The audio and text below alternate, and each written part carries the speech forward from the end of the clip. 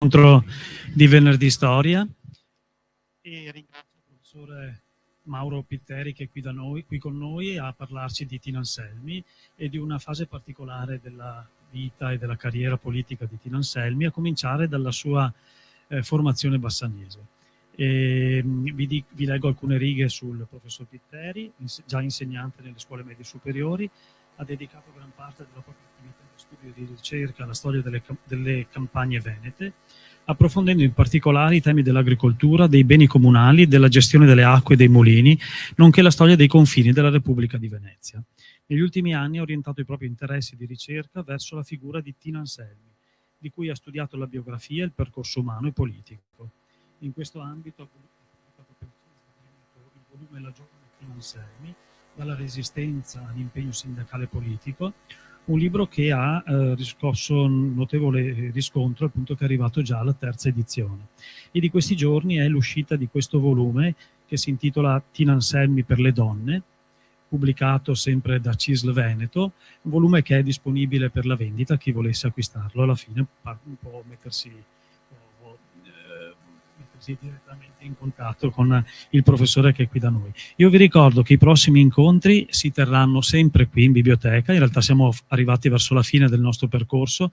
Venerdì prossimo avremo il professor Fulvio Cortese dell'Università di Trento, che ci parlerà di un tema molto importante, di grandissima attualità, cioè la democrazia, ieri, oggi e il futuro della democrazia. Fulvio Cortese è un bassanese, insegna appunto all'Università di Trento e sarà interessante seguirlo in questo percorso. Poi sapete che l'ultimo incontro è il 21 di marzo e sarà un convegno per l'intera giornata dedicato ai 110 anni della battaglia degli Altipiani. E è probabile che anche questo si tenga in questo spazio, però stiamo cercando di capire se il museo riapre, dovrebbe riaprire il 19 in modo da poter più agevolmente fare il convegno di là in Sala Chilesotti. Sapete che o ci chiamate o leggete le nostre newsletter o insomma o i social, trovate tutte le informazioni. Comunque venerdì prossimo l'incontro sarà qui. Ora, per introdurre l'incontro di questa sera lascio la parola brevemente al professor Pissarro, che con Mauro Pitteri ha cercato di ricostruire, insomma ha collaborato nella ricostruzione degli anni bassanesi di Tina Anselmi. Grazie. Grazie, ed è con piacere che accogliamo Mauro Pitteri, che ci parlerà della Tina Anselmi bassanese ed è una presenza importante che si radica direttamente nella nostra città, perché ad esempio la compagna di banco, strettissima compagna di banco di Tina Anselmi, a sua volta maestra, abitava a San Marco e aveva un fratello che, diventato partigiano, venne ucciso il giorno prima delle impiccagioni, il giorno prima del 26 settembre del 44. Per cui la vicinanza tra le due giovani amiche fece sì che Tina Anselmi pensasse molto in profondità a questo che accadeva. E l'occasione di parlare con Francesca Camonico è stata anche l'occasione di approfondire tante pagine del diario che lei conserva e che danno un risvolto reale, vissuto ad una storia che sembrerebbe invece importante, data la figura soprattutto politica e l'esperienza sindacale di Tina Anselmi per altri aspetti. Ecco, insisto per dire che invece ha delle radici profonde che attingono a Bassano, e ne aggiungo solo un'altra, perché era già diventata staffetta partigiana e faceva lunghi percorsi tra Castelfranco e l'Istituto Magistrale Sacro Cuore di Bassano, portando messaggi, materiali anche molto impegnativi, come sentiremo. Ebbene, il professore di italiano, che era un burbero Don Barban che io ho avuto modo di conoscere, teneva nella tasca del paltò un pezzo di polenta, e quando Tina arrivava, magari in ritardo, senza dir niente a nessuno, sapendo da dove era passata, le dava questo pezzo di polenta. Una piccola storietta che però come sentiremo adesso. Quindi grazie ancora a Mauro di essere qui, e lo togliamo un po' di...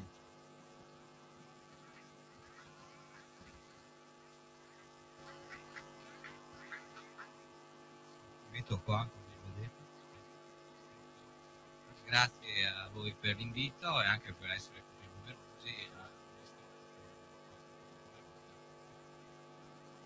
E a luglio sono 50 anni che per la prima volta in Italia, dopo circa 900 ministri maschi, c'è stata un ministro donna. 1976, luglio 1976, sono i governi, è il governo Andreotti, sono i governi della solidarietà nazionale, e lei, su indicazione di Moro e Zaccagnini era appena stato eletto segretario della DC, è stata scelta per essere appunto la prima donna ministro. Allora, chiediamo subito come chiamarla. A lei non gli interessa niente, chiamatevi come vi pare, però visto che adesso siamo in un determinato clima, chiamiamola pure ministra, anche se all'epoca nessuno ci avrebbe mai pensato a chiamarlo ministro. Che succede? No, non posso continuare a parlare. Cioè, l'elettronica, io diffido dell'elettronica, meglio un bel computer qua, un cavo, il Bluetooth, succede sempre così. Poi loro sono convinti che vada tutto bene, che sia tutto facile, no? E invece, nuove generazioni, ritorniamo alla carta. A posto? Bene, meno male.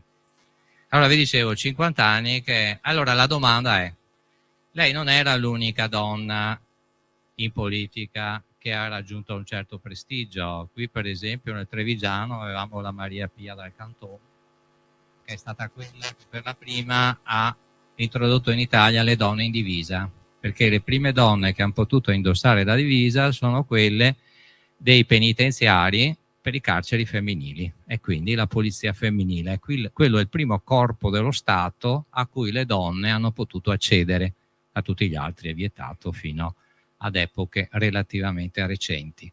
C'era la Maria Eletta Martini, c'erano parecchie.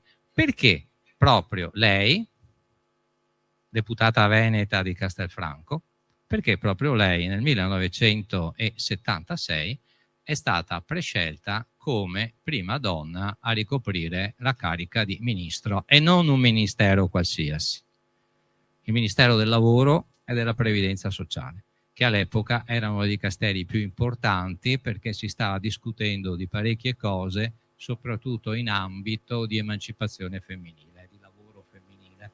Come vedremo, se facciamo in tempo, perché devo chiudere tutto in un'oretta, potrei stare qui di più, meglio di no. Questa foto è di lei, studentessa a Bassano del Grappa, quindi qui è una Tina Anselmi molto giovane, sorridente, gioviale, e questo lato del suo carattere rimarrà tale per tutto il resto della sua vita. Non era triste, era una che prendeva sempre tutto molto così, diremmo tra virgolette sportivamente, e perché dico sportivamente lo vedremo tra un po'.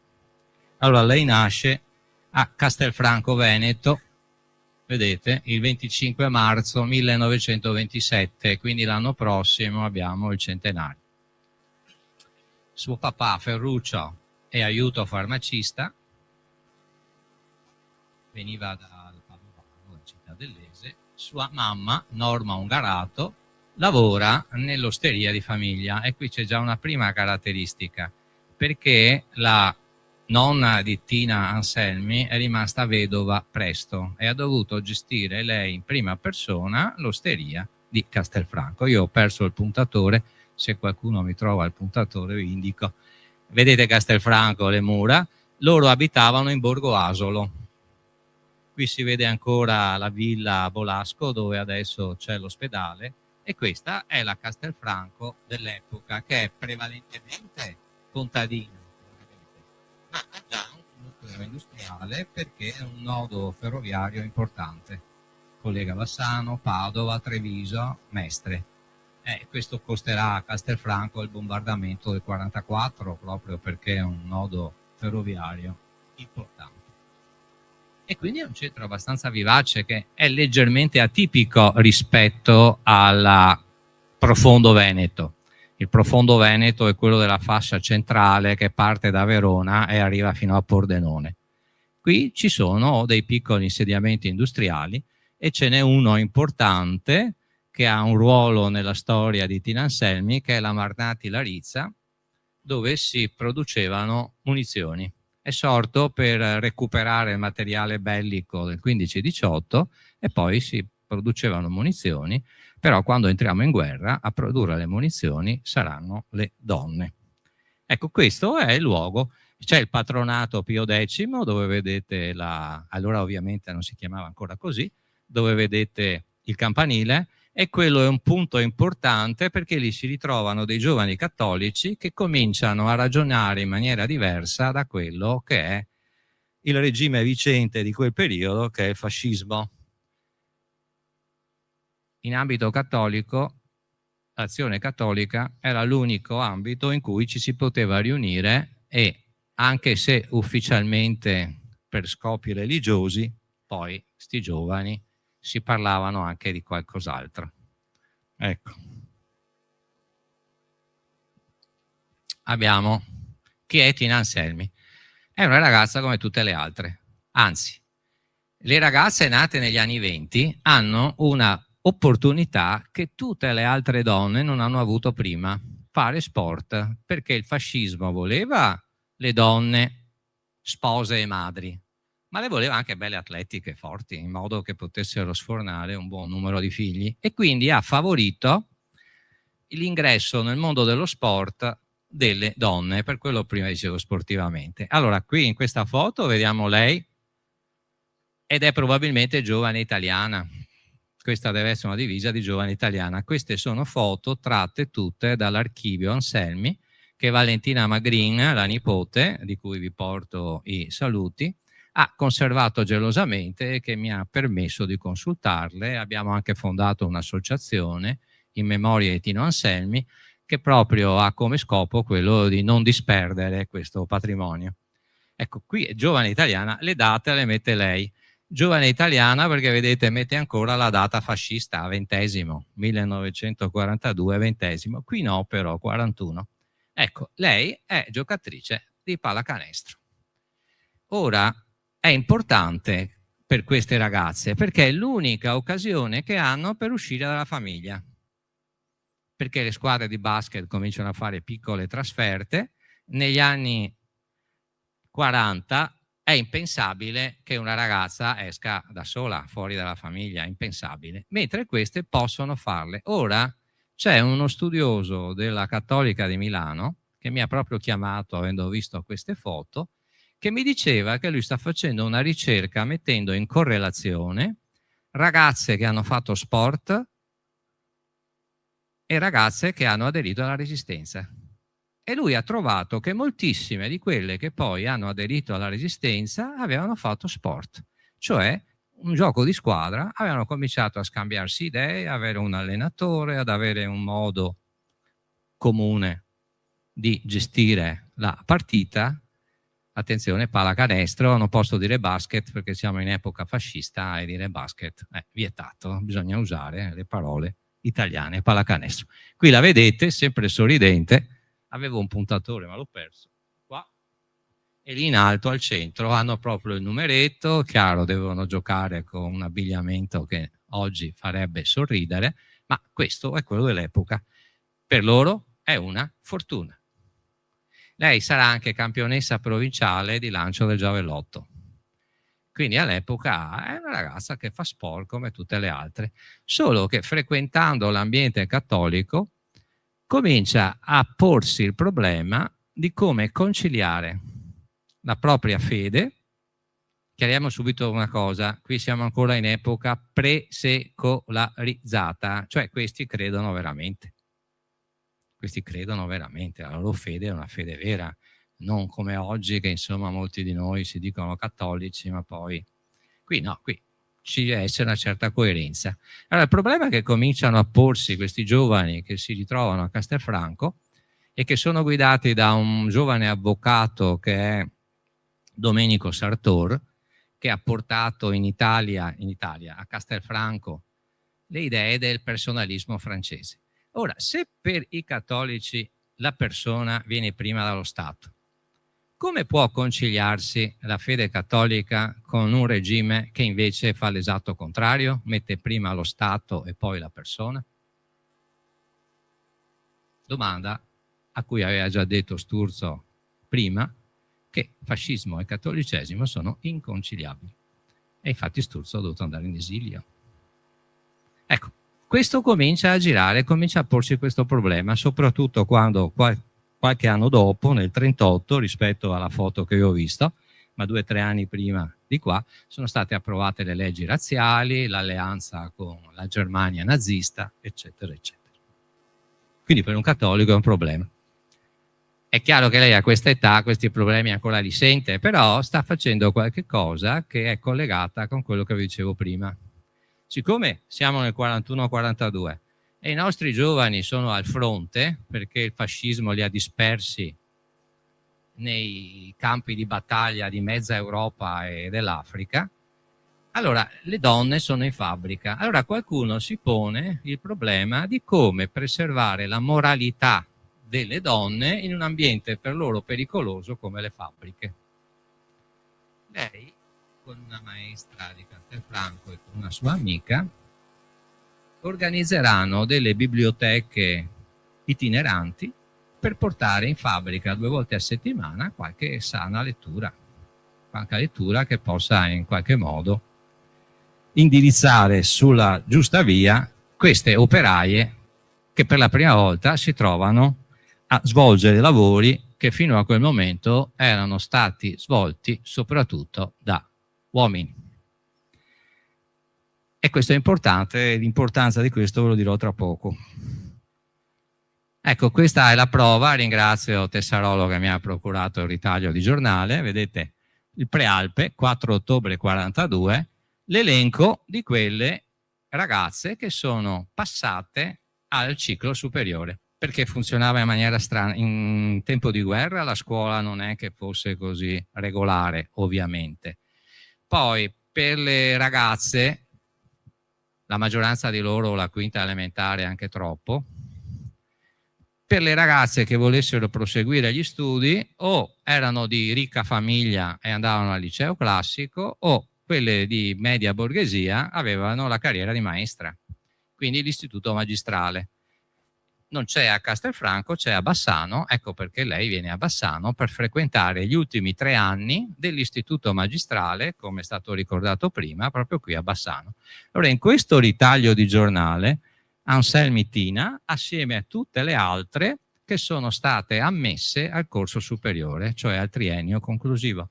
E tra queste c'è anche la Francesca Camonico, di cui prima ha parlato il professor Tessarolo. E magari se leggete sti nomi, lo so che è difficile, qualcuno di voi può trovare qualche parente, qualche donna che è parente. E se lo fate, se ci riuscite, me lo dite, perché la cosa diventa importante proprio per costruire l'ambito. Perché? Perché lei poi ci dirà che in classe litigheranno tra chi considera i partigiani banditi fuori legge, perché lo Stato fascista ne mette banditi fuori legge, e chi invece considera i partigiani coloro che stanno lottando per ottenere una Italia migliore. Perché siamo ancora nel 42, quindi non è ancora successo il dramma, la tragedia dell'8 settembre. Quindi abbiamo la prova provata che lei ha frequentato le scuole qui a Castelfranco. Io ho provato a scrivere alle suore se hanno, purtroppo i registri sono andati perduti, però siamo riusciti ad avere l'elenco dei professori e mi diceva il professor Tessarolo che sono personaggi importanti per la vita culturale di Bassano, a cominciare dal professore che citava lui prima. E che cosa fanno queste ragazze? La bicicletta. La bicicletta fino a poco tempo prima per le donne era vietata. Ecco un'altra cosa che le donne possono cominciare a fare negli anni 40, andare in bicicletta, scortati ovviamente sempre da un maschio. Quello che vedete è il cugino di Tina Anselmi, Mario Boni, che poi avrà un ruolo importante a Castelfranco perché diventerà primario del reparto di ginecologia. Anche lui farà il partigiano e scorta queste 3 ragazze. Lei, vedete, è qui a sinistra, la prima a sinistra. La bicicletta diventa fondamentale perché è l'unico mezzo con cui si può andare da Castelfranco a Bassano all'epoca. E la bicicletta sarà il suo mezzo per fare la staffetta partigiana, ma, come vedremo dopo, anche la sindacalista. E lì ha le 2 sorelle piccole. E quindi avrà anche un problema, perché qua sono io. No. Quando nel 51 morirà suo papà, avrà il problema di avere la responsabilità anche delle 2 sorelle, che sono tuttora viventi, ed è Maria Teresa e Gianna. Maria Teresa è la più grande, Gianna è la più piccola. Quindi famiglia, sorelle, gita in bicicletta, squadra di pallacanestro, oratorio, azione cattolica, gioventù fascista perché bisognava farla, ma nel 42 comincia già a uscire ulteriormente dall'ambito di Castelfranco proprio per venire qua a Bassano del Grappa. Ecco, questa foto è una foto che ha conservato questa signora Francesca Tessarolo, che è quella in mezzo, vicino alla maestra, vedete le 2 Francesche, Francesca Tessarolo e Francesca Camonico. Ora, la Francesca Tessarolo sostiene che la Tina Anselmi sia l'ultima che vedete lì a destra, anche se non è che gli somigli molto, la nipote ha qualche dubbio. Però la Tessarolo, quando è stata intervistata da delle ragazze del liceo qui di Bassano ancora nel 2017, mi pare, ha detto con sicurezza che lei era compagna di classe di Tina Anselmi e che quella era appunto Tina Anselmi. Questo anno scolastico dovrebbe essere il 41-42, quindi quello immediatamente precedente all'8 settembre e al suo percorso che poi farà qui a Bassano del Grappa per diventare maestra, per prendere il diploma di maestra. Tutte rigorosamente donne, ovviamente. E del resto maestri maschi anche oggi, merce rara, ahimè. La Francesca Tessarolo, no, Camonico, scusate, la Francesca Camonico tiene un diario. E la cosa straordinaria è che le figlie, questo diario la figlia lo ha conservato e ce l'ha fatto vedere. E qui, ecco, lei, siamo già a Bassano qua, 2 aprile 43, ci stiamo avvicinando al 25 luglio e all'8 settembre, 2 aprile 43, e qui vedete che gli scrive sperando di essere ricordata malgrado le mie innumerevoli rampogne. Tina Anselmi, Bassano in classe, 20 dicembre 1943. Allora lì è già scoppiata la Repubblica Sociale, eccetera. Però vedete, gli scrive, chissà perché gli ha detto così, forse la rimproverava, le diceva, la voleva mettere in riga, ma è una cosa abbastanza straordinaria che abbiamo, quello che scriveva lei da studentessa alle magistrali. E siamo sempre qua, a Bassano del Grappa. Magari qualcuno di voi riconosce anche l'edificio della scuola, visto che siete, anche se è un piccolo dettaglio. Mi diceva che poi è stata trasferita alla scuola perché è troppo vicina al ponte e quindi a rischio di essere colpita da bombardamenti, troppo vicina al ponte sul Brenta. Ecco, questo è il disastro. L'episodio dei 31 partigiani impiccati proprio qui a Bassano del Grappa, dopo che è stata fatta la retata sul Grappa, e il bombardamento di Castelfranco, quindi siamo tra il settembre e il dicembre 44. E in questi mesi lei decide di fare la staffetta partigiana.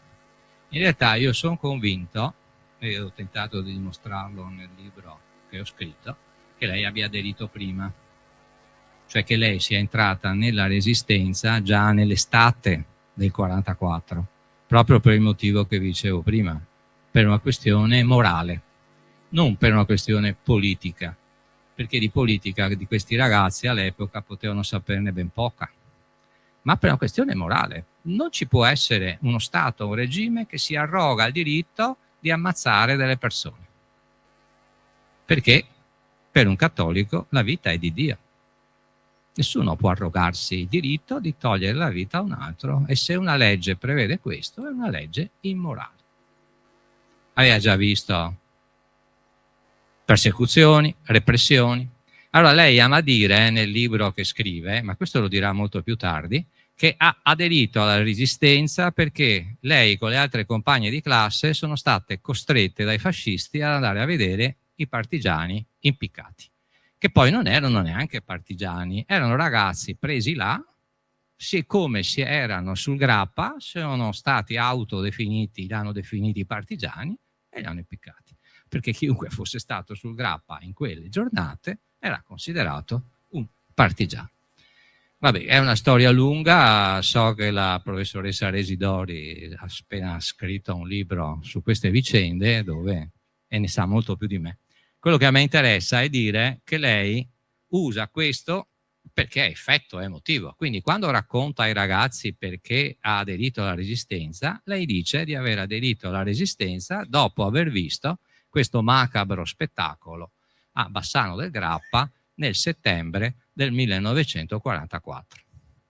In realtà lei aderisce prima, io di questo ne sono convinto e ho anche i documenti, però è chiaro che dal punto di vista della comunicazione, dell'effetto emotivo, dire questo è una cosa forte. Probabilmente sì, c'era, ha visto, e ha visto assieme alle sue compagne di classe. Ecco, questo invece è il bombardamento, ma qui vedete chiaro che l'aviazione inglese, questa è la RAF, non solo sgancia bombe, ma sgancia anche rifornimenti per i partigiani. Ebbene, lei partecipa a molte azioni di recupero di questi rifornimenti, tra cui una radio ricetrasmittente, che poi deve portare a quelli che la useranno effettivamente per scambiare notizie, eccetera, eccetera. Di aneddoti sulle sue vicende partigiane lei ne ha raccontati tantissimi, e qui non ve li racconto perché sennò sforiamo. Ve ne dico uno che però non racconta lei, racconta un altro partigiano, un comandante della zona di Martellago Maerne. Doveva prendere dalla staffetta che veniva da Castelfranco del materiale inviato proprio da questa azione guidata dagli inglesi. Allora, questa staffetta è Tina Anselmi. Siamo nel dicembre del 44, freddissimo.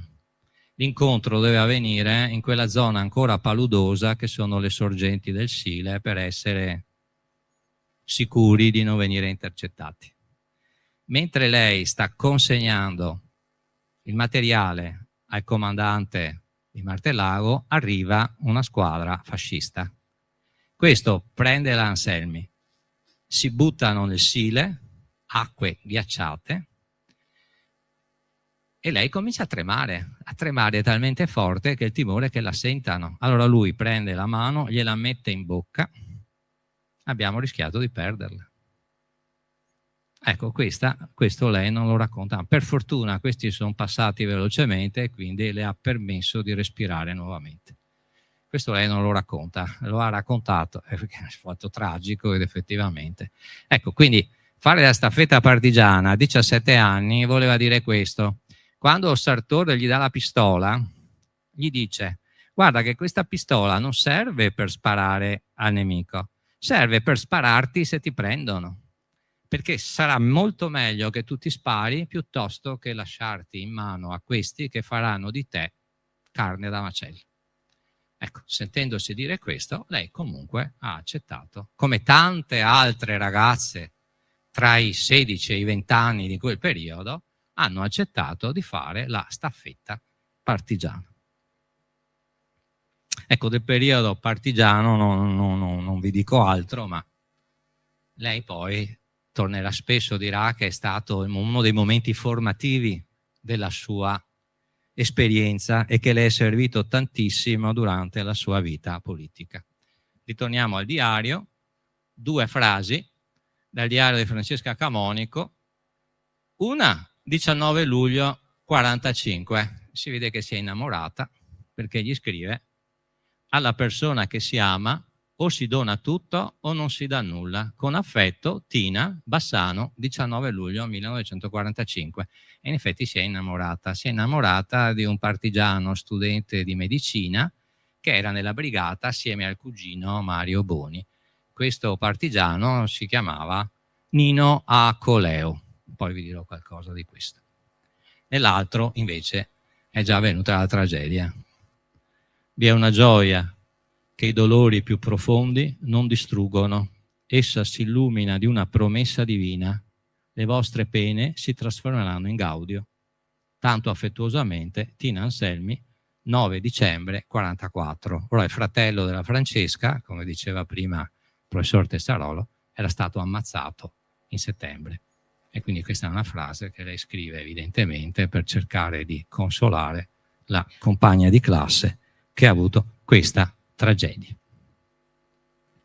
Ma questa è una cosa che veramente quando ho letto sto diario sono rimasto, perché è molto raro trovare, anzi direi una cosa più unica che rara, trovare ancora delle testimonianze di quell'epoca conservate così gelosamente. Ecco, questo è l'epilogo. Lei non è stata una staffetta partigiana qualunque, perché ha avuto la fortuna che a Galliera si nascondesse il comandante Pizzoni, che poi diventerà comandante di tutte le forze partigiane del Triveneto. Quindi lei diventa la staffetta del comandante. Come staffetta del comandante gira tutto il Triveneto e viene a contatto con numerosi personaggi che poi faranno la storia politica non solo del Trevisano del dopoguerra e del Veneto, ma anche dell'Italia, perché alcuni di questi saranno poi padri costituenti. Lì la vedete assieme alla Liliana Saporetti, la sua amica, che viveva a Castello di Godego, Villa Caprera, che era diventata comando tedesco, e lei faceva la donna che doveva carpire informazioni dai tedeschi che alloggiavano nella sua villa e riferirle ai partigiani. Qual era il canale con cui le riferiva ai partigiani? Tina Anselmi. E poi assieme a Tina Anselmi, siccome la Saporetti studiava a Ca' Foscari tedesco, ha partecipato alle trattative per la resa dei tedeschi a Castelfranco tra il 28 e il 29 aprile del 1945. Qui c'è una polemica assurda, perché verranno accusati di aver lasciato andare via i tedeschi. La controreplica: sì, ma noi siamo cristiani, ci teniamo alla vita non solo dei nostri, ma anche dei loro. Ecco, questo è stato risposto a chi comandava le brigate garibaldine, che invece avrebbero voluto un'azione di forza più violenta. E però così facendo a Castelfranco non ci sono state vittime, mentre le vittime ci sono state per la Wehrmacht che risaliva e che ammazzava chi trovava per strada, e sappiamo gli eccidi fatti dalla Wehrmacht in ritirata. Ecco, qui siamo in piazza Giorgione a Castelfranco e vedete che l'abbiamo trovata in questa foto. Oddio, è conservata all'Istresco di Treviso, e la brigata in cui militava lei è la brigata Cesare Battisti, che era una brigata autonoma. Autonoma vuol dire che potevano partecipare a questa brigata tutti coloro che avevano un ideale antifascista, ma indipendentemente dalla fede politica di quel momento.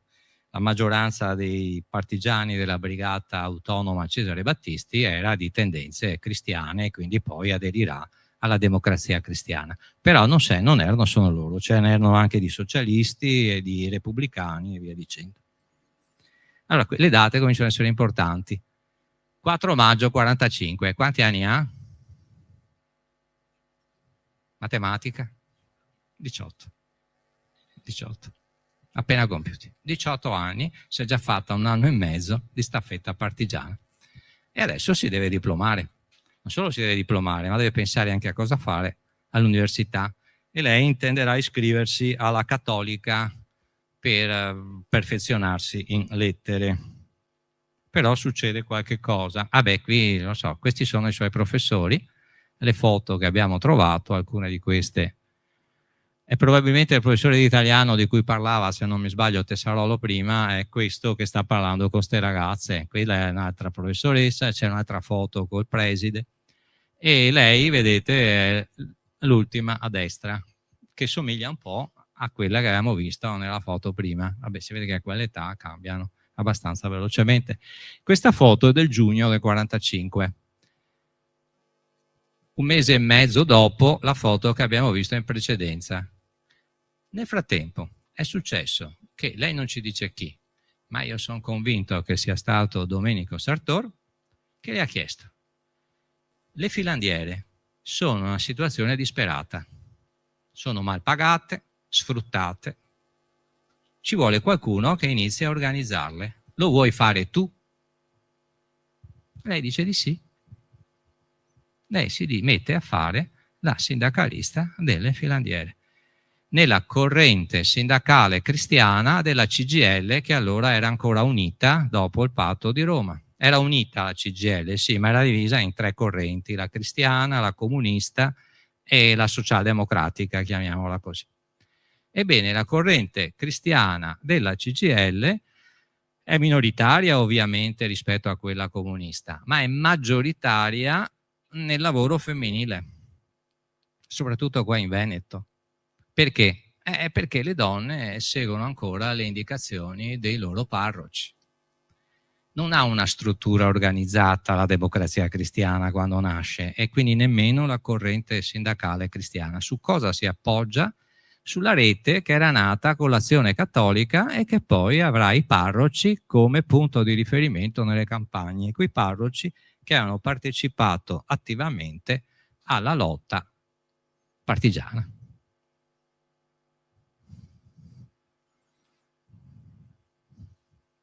Ecco, questa è una filanda. Come vedete, si tratta di manodopera quasi totalmente femminile, donne, io direi giovani donne, io direi quasi bambine, perché non so se sapete come funziona il ciclo della seta.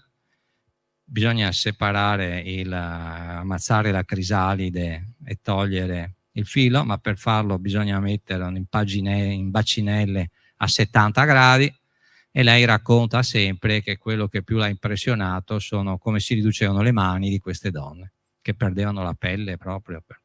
Oltre a questo non avevano contratto, erano mal pagate, eccetera. Quindi la prima cosa che lei fa come sindacalista, deve anche andare all'università, ma ci va poco se deve fare la sindacalista, è quella di convincerla innanzitutto a iscriversi a un sindacato, e poi, una volta iscritte a un sindacato, a rendersi coscienti che hanno dei diritti, ed è il diritto che risale alla dottrina sociale della Chiesa. Leone XIII: chi non dà la giusta mercede agli operai commette un peccato che grida vendetta a Dio. Questo è scritto nella Rerum Novarum, che è del 1892, ma evidentemente molti cattolici la Rerum Novarum o non l'hanno letta, o se l'hanno letta non l'hanno capita, o se l'hanno capita hanno fatto finta di non capirla, perché continuano invece a sfruttare, anche i datori di lavoro cattolici continuano a sfruttare in maniera indecorosa la manodopera, e soprattutto la manodopera femminile, che poi si trova a dover andare a casa e a prendersi anche tutto il lavoro, perché queste sono contadine.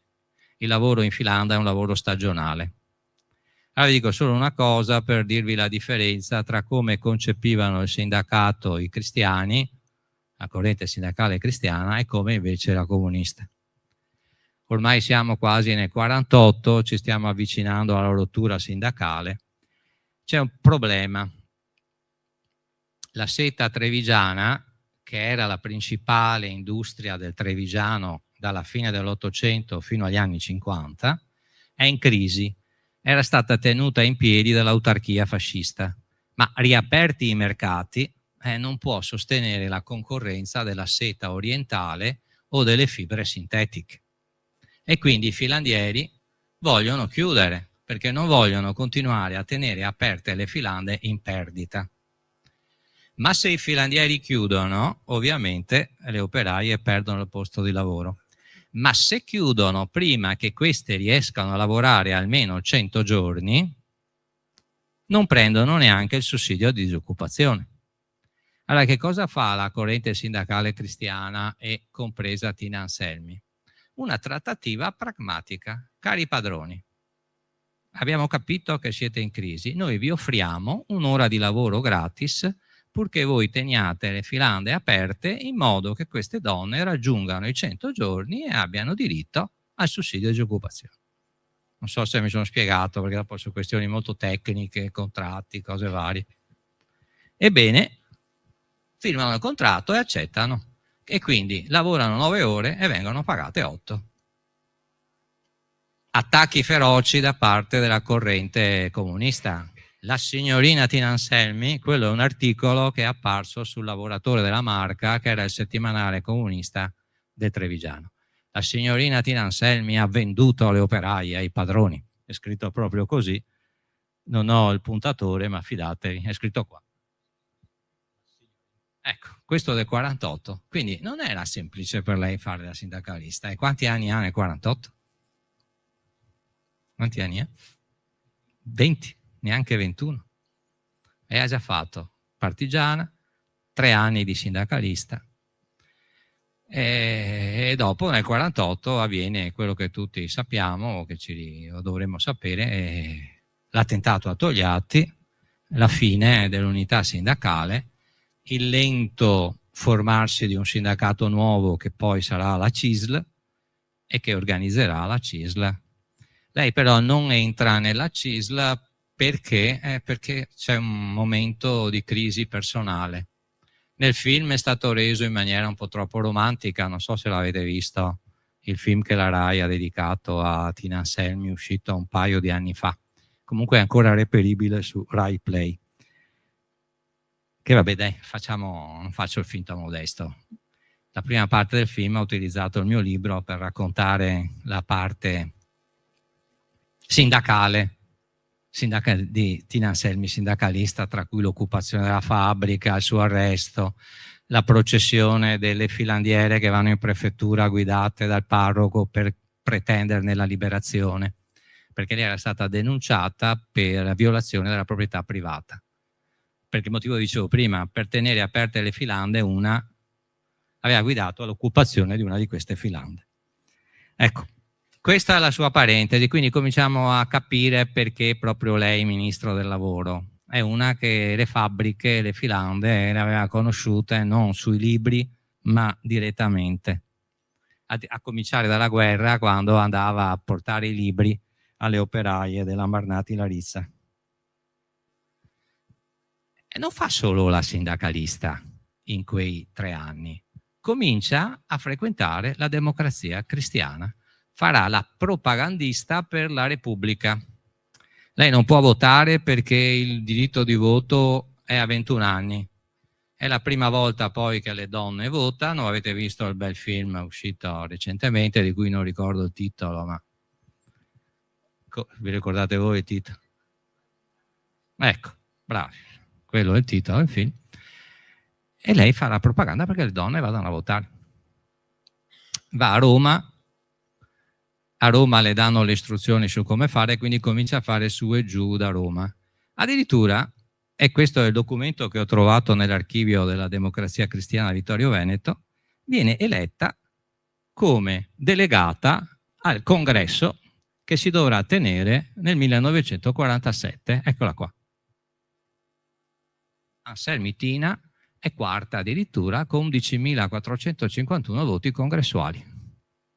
Comincia già a avere dunque nei confronti della popolazione trevisana una grande considerazione, tant'è che la mandano a congresso. Quindi va anche al congresso della Democrazia Cristiana. Qui conosce De Gasperi, quindi comincia a entrare in contatto soprattutto con Dossetti, che è non so, magari non tutti sanno, si ricordano chi è Dossetti, è uno che faceva parte dell'ala, chiamiamola per intenderci, di sinistra della Democrazia Cristiana, quello più vicino alla povera gente, come diceva un altro di questa corrente, che è Giorgio La Pira, e che anche questo entrerà in contatto con la giovanissima Tina Anselmi. Ma va anche al congresso della CGIL di Firenze. È il congresso della CGIL unitaria, vedete lì, unica donna tra i rappresentanti trevisani. Ora a quel congresso partecipano qualcosa come 900 delegati, perché ci sono tutti, e lì conosce i grandi sindacalisti, da quello comunista di Vittorio a quelli cattolici, Pastore e via dicendo. E qui la vedete invece con le donne che partecipano a quel congresso. Scrive lei, Firenze, 1-7 giugno 46, primo congresso nazionale unitario, è anche l'unico, perché poi, come vi ho detto, si separeranno, della CGIL. Ecco, lei è la seconda a cominciare dalla vostra destra. In mezzo c'è una costituente che è il Sacconci, che sarà quella con gli occhiali, che sarà una delle madri costituenti e sarà una di quelle che porterà per mano Tina Anselmi all'interno dell'appena nato movimento femminile della Democrazia Cristiana. Allora, prima ai partiti delle donne non gli interessava granché. Quando è che i partiti cominciano a interessarsi delle donne? Quando le donne hanno diritto di voto. Quindi le donne votano, allora è bene che cominciamo a interessarsi anche delle donne. È una strada lunga quella dell'emancipazione femminile italiana e, come ben sapete, ne è ancora completata. Il problema della parità salariale, con cui chiuderò questa, è posto dai primi del Novecento. Ecco, e tutto questo lo fa nei primi 20 anni della sua vita. Nel 46 non ha neanche 20 anni, sì, li avrà appena compiuti. Allora vi dicevo che ha questo momento di crisi. Da cosa è dovuto questo momento di crisi per cui sparisce dai radar? Questo è il suo moroso. Lei ama la montagna, probabilmente ama la montagna anche perché la amava. Quando sarà deputata lei proporrà un atto Camera che fosse dichiarato parco nazionale il Monte Grappa, tanto per dirvi quanto amasse questo territorio. Ecco, questo è Nino Acoleo, l'abbiamo trovata nel suo archivio e dietro c'è scritto, allora in alto leggo chiaramente Atina, sul retro di questa foto, e io mi sforzo di leggere Nino, anche se è scritto in maniera un po' rocambolesca, ma perché lei si conserverebbe la foto di questo ragazzo con la dedica dietro, se non fosse il suo moroso? Però il suo moroso si ammala di una malattia molto grave, all'epoca incurabile, che oggi si fa con un trapianto di fegato, ma all'epoca non c'era, una tubercolosi al fegato. Allora questo Nino, sapendo che ormai doveva vivere con la dialisi, morirà nel 53, ma lui verrà dializzato molto presto, evidentemente fa un atto di generosità, la lascia libera. Perché è impensabile che una donna in quegli anni là, se il moroso si ammala, gli dica ciao e vado via, soprattutto se è una donna cattolica. Quindi secondo me l'ha lasciato libera lui, perché tutti ce lo descrivono come un uomo molto generoso, e questo anche la nipote che sono riuscito a intervistare di Nino Acoleo, che mi ha dato anche lei foto di questa passione per la montagna. Ecco, la malattia grave del moroso. Nel 51 gli muore il padre e quindi deve accudire le due sorelline ancora piccole, e fanno sì che lei probabilmente ha un momento di ripensamento, di ritorno in se stessa, e siccome deve mantenere lei la famiglia, allora sfrutta il diploma che ha preso e fa la maestra elementare. Fa la maestra elementare per 7 anni e la maestra elementare la fa dove è scritto lì, Villarazzo, Castello di Godego, Ramon di Loria. La vedete, no? La maestra Tina Anselmi. Sono riuscito a beccare 2 dei suoi alunni. Una ha detto, io ho chiesto, ma cosa ti diceva la maestra Tina? E la maestra Tina diceva che ero molto brava e lo diceva anche a mia mamma, ma mia mamma diceva alla maestra Tina che non vedeva l'ora che finissi la quinta elementare perché dovevo andare a lavorare nei campi. Questa era la situazione delle bambine negli anni 50, non in una regione, o meglio, allora era poverissima. Cioè facciamo fatica a capire che la provincia di Treviso era poverissima, era la più povera di tutta l'Italia centro-settentrionale, tant'è che ha dato braccia all'emigrazione non solo in America, in Belgio, dappertutto. Trevisani nel mondo è un'associazione che ancora oggi esiste. Mentre qui uno dei bambini bocciati racconta che è stato bocciato perché è troppo piccolo e allora non se la sono sentita di mandarlo avanti, e questo è lei, vedete, in tutti e due i campi. Facendo la maestra rientra nella CISL perché si iscrive al sindacato dei maestri, che poi confluirà nella CISL, e quindi possiamo ben dire che anche lei sia stata una dei fondatori del sindacato a cui io appartengo e che ci aiuta con queste pubblicazioni. Non fa solo la maestra, riprende a fare attività politica, ma la fa come? Come delegata delle giovani democristiane di Treviso, che però sono collocate in una specie di canale collaterale del partito, che è quello del movimento femminile. Perché mentre il partito si divide in correnti, quella più a destra, eccetera, eccetera, il movimento femminile tende a mantenere una sua unità. Però è in un momento particolare il movimento femminile, perché sono gli anni di Pio XII, rigidi, rigidissimi. Per Pio XII le donne possono fare politica, purché nubili.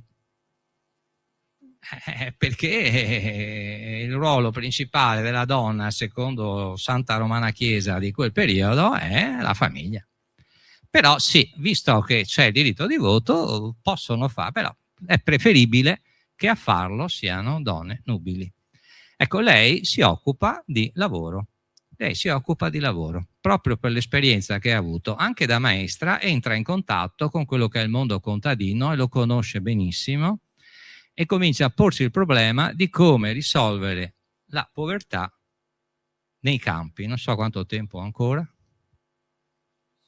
20 minuti? Sì? 2 ore? No. 2 ore? No. 20 minuti? No. Quelli sono gli anni in cui fa la maestra. E ho trovato parecchie belle testimonianze. Per esempio, che qui mette, vabbè, vi racconto un aneddoto, anche qui mette in campo la sua abilità sindacalista.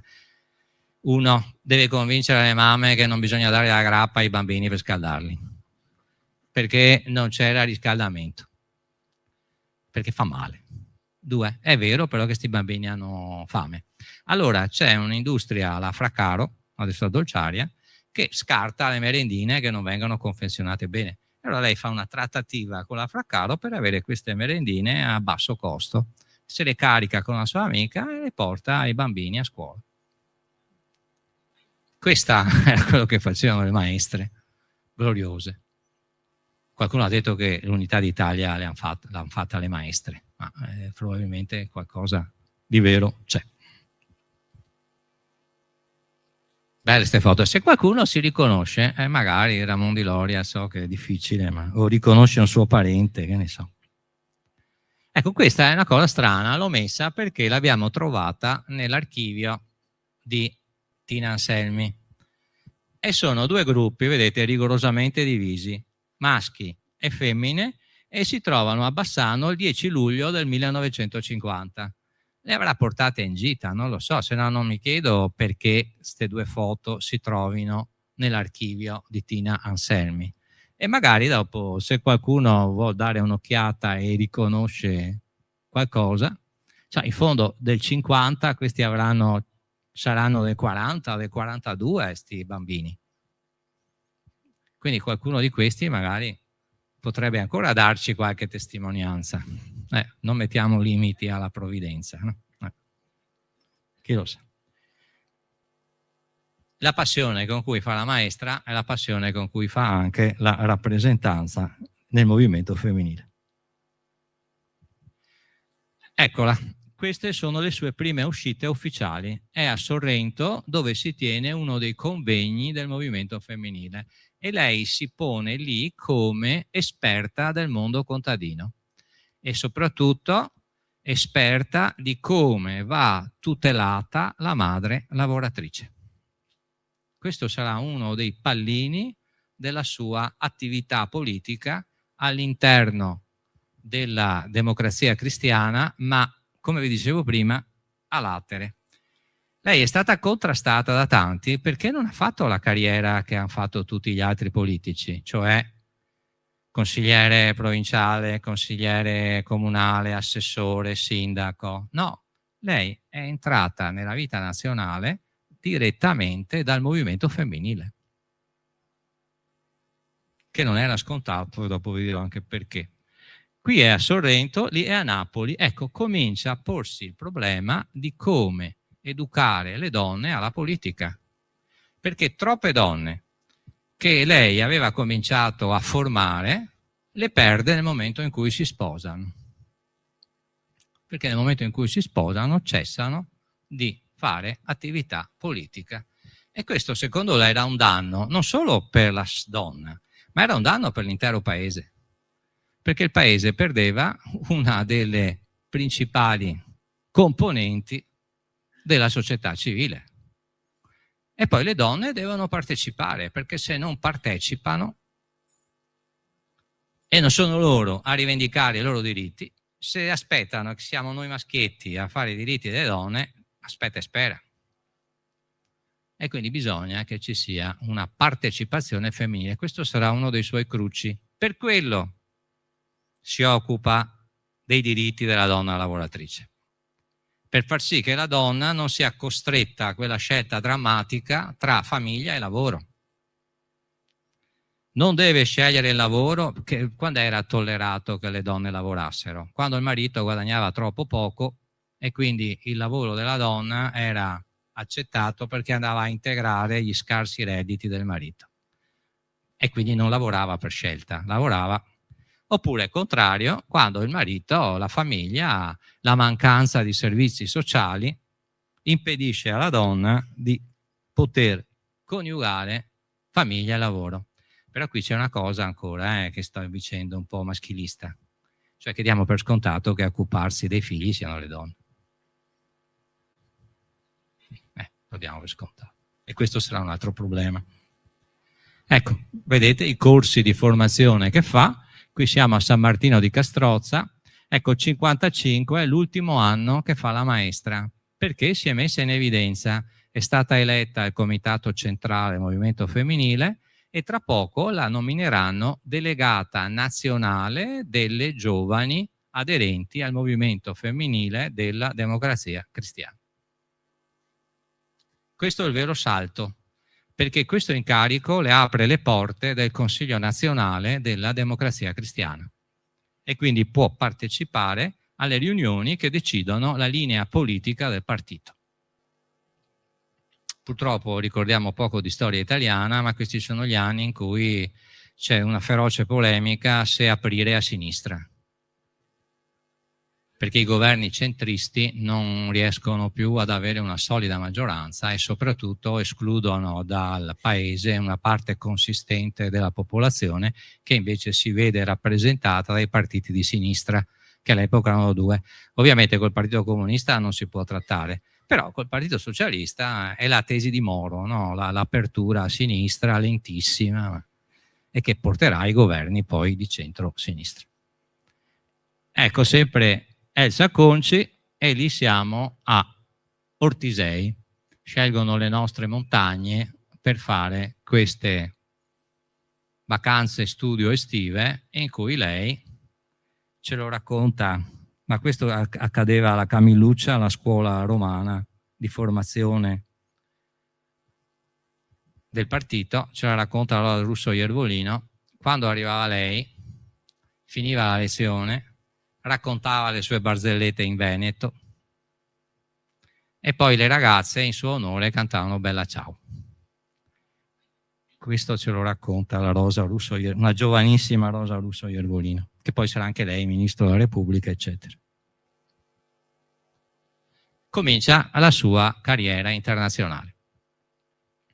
Lì partecipa a una riunione NATO, siamo nel 1962, eccola là, e poi sarà rappresentante delle democristiane che tentano di formare un'internazionale democristiana anche in America Latina, perché era appena finita la dittatura in Cile, anche se tra poco ci sarà Pinochet, ma insomma ancora non c'era, quindi. E poi vanno a studiare il sistema giudiziario americano, come funziona la giustizia e la scuola, queste due cose in America. In quell'occasione viene ricevuta alla Casa Bianca da Kennedy, e Kennedy rimarrà un punto di riferimento di tutta la sua costruzione ideologica, perché lei non scrive tanto, non è un'ideologa, è una pratica. Però la frase una delle frasi che lei cita di più, nessuna persona è inutile, è proprio presa da Kennedy. Nessuna persona è inutile. In un regime democratico nessuna persona è inutile. E come vedete, sempre prima la persona e poi lo Stato. Insomma, mi rendo conto che sto dicendo troppe cose. Eccole. Luglio 62, EUR. Uno dei punti di debolezza della democrazia italiana è proprio nel modo con cui affronta i problemi del mondo femminile. La donna ha difficoltà ad assumersi responsabilità per le quali non era preparata. Io ho messo questa foto perché è l'unica donna in mezzo a una selva di maschi. Non è facile. Adesso meno, no, adesso ce ne sono di più di donne. Dai, abbiamo una donna Presidente del Consiglio, meglio di così? Ah, non siete contenti? No. Come no? Una donna Presidente del Consiglio. E anche una donna a capo dell'opposizione? Dai, qualcosa è cambiato, via.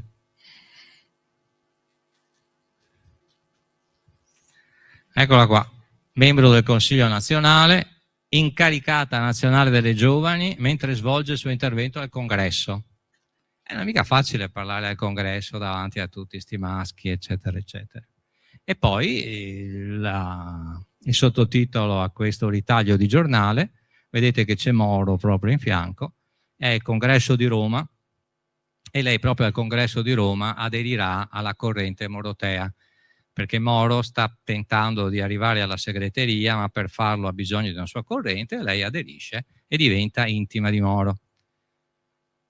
Tra parentesi, l'unico personaggio politico che durante il rapimento e dopo la morte di Moro la famiglia contatterà è lei, solo lei.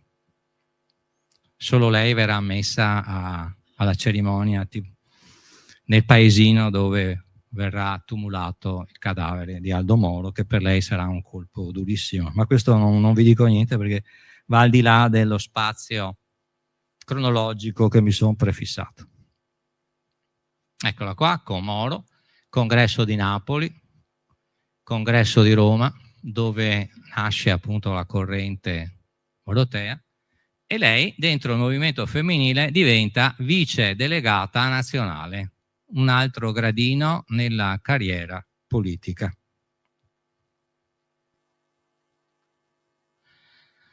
Si occupa soprattutto di occupazione, lavoro e formazione femminile. Eccola lei al tavolo della presidenza di questo convegno, siamo nel 67, proprio dedicato alla formazione e l'occupazione professionale femminile. Qual è il problema? Noi continuiamo a far fare alle ragazze corsi di formazione professionale per sarte, per economia domestica, che ormai non hanno più un corrispettivo nel mercato del lavoro. Bisogna ampliare la formazione professionale alle donne in settori che siano coerenti con lo sviluppo del mercato del lavoro nell'Italia di quegli anni, che ormai non è più un'Italia contadina. Soprattutto il Trevisano è diventata l'Italia della piccola e media industria. E quindi ci vuole una formazione. Allora, qual è la grande intuizione? Che l'emancipazione femminile passa per la scuola. Senza scuola non c'è emancipazione femminile. Ecco l'appoggio alla legge che eleva l'obbligo scolastico a 14 anni, la grande riforma del centro-sinistra, l'obbligo scolastico a 14 anni e soprattutto la scuola media unica, di cui lei sarà una delle principali sostenitrici. Lì è il primo passo verso l'emancipazione femminile. Facciamo studiare intanto le ragazze fino a 14 anni, perché prima, come vi ho detto, dopo la quinta elementare, andassero a lavorare. 68, viene eletta deputato. Allora qui vado velocemente a chiudere. Viene eletta deputato, non è stato semplice, è stata imposta dal movimento femminile, perché non volevano candidare lei, volevano candidare uno dei maggiorenti del Trevisano. È stata proprio la presidente del movimento femminile, la Falcucci, a far pressione sul partito perché venisse candidata. Il 68 è l'anno in cui verranno elette meno donne in tutta la storia delle elezioni repubblicane, pochissime. Uno schiaffo che il partito dà al movimento femminile. Care donne, siete brave, portateci i voti, ma poi in Parlamento ci andiamo noi. Lei riesce ad andarci e ottiene un plebiscito. Un plebiscito che sarebbe maggiore se tanti suoi voti di preferenza non fossero stati annullati. Pensateci perché, così io bevo un po' d'acqua.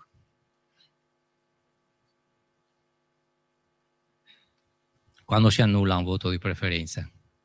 Quando non si scrive esattamente il nome a cui si vuol dare la preferenza, cosa che forse i più giovani non hanno mai fatto perché sono state abrogate. Ebbene, a Castelfranco tanti hanno scritto la maestratina. La maestratina. Questo lo raccontano le sorelle, molto divertite, e quindi già aveva ottenuto un plebiscito, ma un po' di voti, quanti non so, ma deve essere parecchi, è perché i suoi ex scolari hanno scritto la maestratina nel...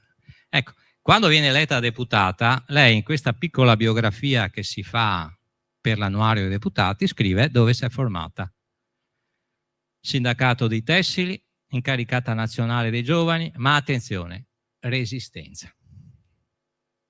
Lei è convinta che l'emancipazione femminile in Italia è cominciata grazie a quelle partigiane, a quelle staffette che hanno cominciato a fare la resistenza. E poi agricoltura, esperta i problemi della famiglia, del lavoro della donna.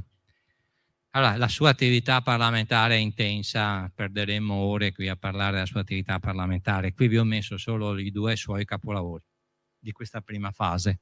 Tutela delle lavoratrici madri, la 1204, perché la vecchia legge tutelava solo le dipendenti, ma siccome le contadine non erano considerate lavoratrici dipendenti, non hanno diritto a niente. Con questa legge si estende il diritto di tutela a tutte le madri, perché la maternità ha un valore sociale. L'altra, la tutela del lavoro a domicilio.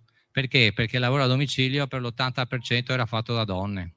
Non so, a Venezia avevamo le impiraresse, quelle che stavano a casa e facevano le perle senza nessuna garanzia, col gas in casa, pensate, quali rischi. Vabbè. Una mia zia faceva queste cose, me le ricordo bene, che girava sto ferro, il vetro. Ecco, tutela del lavoro domestico. Le porta a casa. Una verrà effettivamente applicata, l'altra purtroppo, come al solito in Italia, manca chi sorveglia. Se l'ispettorato del lavoro non ha i mezzi per sorvegliare tutte le... però la legge c'è, l'indirizzo è segnato. Ecco, tutto questo la porta al primo incarico governativo, sottosegretario di Stato al Ministero, qui non mi piace sottosegretaria perché è brutta, sottosegretario di Stato al Ministero del Lavoro e della Previdenza Sociale, il governo Rumor IV. Siamo nel 1974. Cominciano ad essere gli anni orribili, no, per la storia d'Italia. Adesso qualcuno sta dicendo che forse avremo una crisi simile a quella del 74 se bloccano Hormuz, cioè una crisi petrolifera, no? Nel 74 c'è stata, me la ricordo bene, anche voi immagino, i meno giovani, no? Se la ricordano bene quella del 74. Lì è iniziata l'ora legale, le domeniche ecologiche. C'era meglio camminare. No. Ah, ecco. Ecco, ai ragazzi, sentite la signora, ai più giovani, non date retta ai meno giovani che quegli anni erano più belli. Erano più belli perché erano più giovani, tutto qua. O no? Ma non erano certo più belli. Allora, cosa fa da sottosegretaria? Indice la conferenza sul lavoro femminile. L'ONU fa l'anno internazionale della donna a Città del Messico. Lei presiede la delegazione italiana che va a Città del Messico e finalmente ci può andare a fascismo finito per le donne, perché il fascismo per le donne finisce in Italia nel 75, quando viene abrogato il codice Rocco e viene con il nuovo diritto di famiglia stabilita la parità tra i coniugi. Prima eravamo a sto assurdo che lei è sottosegretario al Ministero del Lavoro, quindi è una persona importante, no? Se avesse avuto un marito e sto marito gli avesse detto no Cocca, adesso tu vieni ad abitare dove dico io, lei doveva andare ad abitare dove diceva il marito.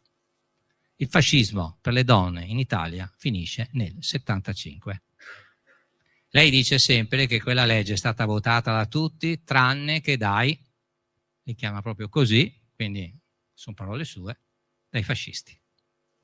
Solo il movimento sociale nel 75 votò contro la riforma del diritto di famiglia. Quindi lei può andare a Città del Messico con questo successo importante. 75 è anche il 30° della Resistenza e lei può andare lì dicendo quello che vi ho detto prima. L'emancipazione delle donne in Italia è cominciata grazie alle tante ragazze che hanno rischiato la vita durante la Resistenza. Ecco, spero di avere dimostrato con questa lunga, e mi scuso se è stata troppo lunga chiacchierata, perché nel 76 proprio lei, ministro del lavoro. Ecco, sono i governi della solidarietà nazionale, sono i governi che devono superare la crisi economica e la crisi terroristica, sono i governi che hanno la non sfiducia delle opposizioni e lei, durante il suo Ministero del Lavoro, e qui chiudo, può fare il suo terzo capolavoro parlamentare. Ci mette un anno, ma testarda riesce a ottenerlo. La legge del Balio asciutto. I giornali dell'epoca. Allora, la 903. No, la 903, scusate. Adesso non... sì, giusto, 903. Parità salariale tra uomo e donna. Nessuna discriminazione in base al genere. Nessuna discriminazione sulla progressione di carriera. Però lei fa due cose che vi dà, oltre ad avere aspetti tecnici importanti, per esempio la reversibilità anche verso il vedovo, i calcoli della pensione, fa due cose importanti. Uno, tutela delle madri che hanno adottato un bambino.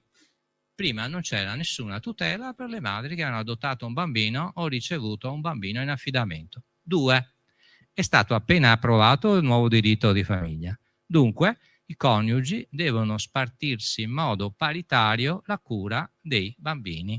Ecco, l'astensione anche per i padri. Se adesso vediamo qualche papà in carrozzella che ha preso l'astensione per portare i figli a spasso, lo deve a Tina Anselmi, che ha introdotto questo nel 77. Ovviamente polemiche feroci all'epoca, il mammo, il Balio asciutto.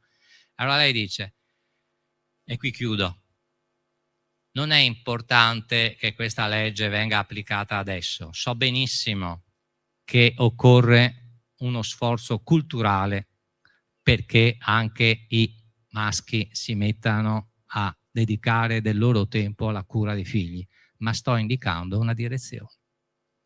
Le leggi devono indicare una direzione, cioè devono avere una prospettiva futura. Ecco, questo mi pare che sia il suo più grande insegnamento e penso di aver finito. Ecco, vi finisco con questa sua frase che mi pare che in tempi come quelli che viviamo in sti giorni sia particolarmente significativa. La democrazia non è solo un fatto di libere elezioni, quanto libere. Non è soltanto progresso economico. Quale progresso e per chi? La democrazia è giustizia, rispetto della dignità umana, dei diritti delle donne, e tranquillità per i vecchi, speranza per i figli e pace. Grazie.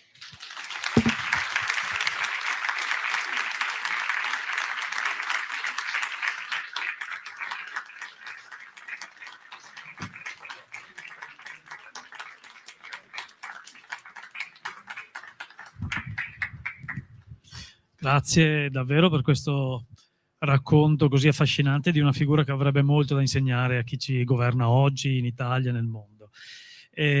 Non credo ci sia spazio forse per una domanda, poi ripeto c'è la possibilità di acquistare il volume qui del professore. Se c'è una domanda magari possiamo rispondere velocemente.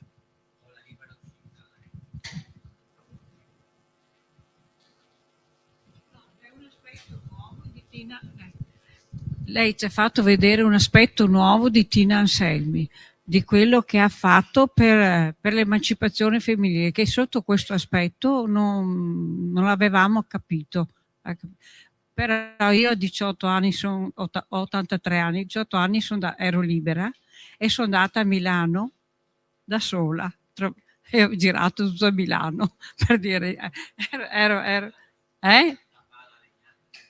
No, assolutamente, la mia famiglia era emancipata. Bellissimo. No, il problema di Tina Anselmi è che è stata schiacciata sulla commissione P2, quindi di lei si parla soprattutto per la commissione P2. Io appositamente non ho voluto dire una parola sulla commissione P2 e quindi ci si dimentica di tutto quello che ha fatto prima.